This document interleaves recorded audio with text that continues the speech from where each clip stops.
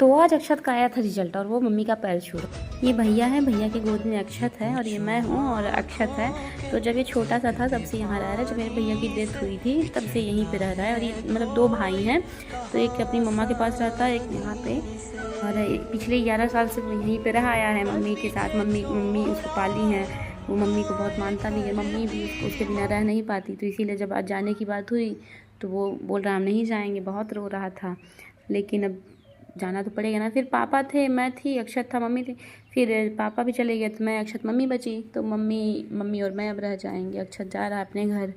तो खैर, तो आज अक्षत का रिजल्ट आया था। वो देखो हंसने की कोशिश कर रहा है, लेकिन उसको समझ नहीं आ रहा है कि मैं क्या प्रतिक्रिया दूँ, मतलब कैसा रिएक्शन दूँ, उसको समझ नहीं आ रहा था।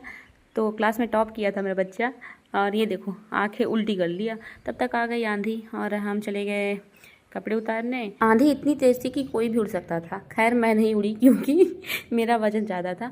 और तभी बारिश होने लगी और मम्मी लेके आती है बेल, जो कि गिरा हुआ रहता है। आंधी बहुत ज़्यादा तेज़ थी, इसीलिए बेल और पपीता दोनों गिरा था। और फिर बारिश होने लगती है और लगता है कि अब फसल तो मेरा गया, फसल नुकसान हो जाएगा। लेकिन थोड़ी देर बारिश होती है, फिर मौसम साफ़ हो जाता है। नहीं तो अगर बारिश हो जाएगी तो सारे किसान जो हैं उनकी फसल तो चली जाएगी। फिर अक्षर के पास होने की खुशी में, सॉरी क्लास टॉप करने की खुशी में हम लोग करते हैं पार्टी, समोसा पार्टी। और मैं देती हूँ अक्षत को शाबाशी। वो दुखी होकर बैठा था, लेकिन मैं बोलती हूँ तुमको शाबाशी दूँ, और मैं शाबाशी देती हूँ। इरिटेट होता रहता है लेकिन मुझे अच्छा लगता है, उसको इरिटेट करना बहुत मज़ा आता है।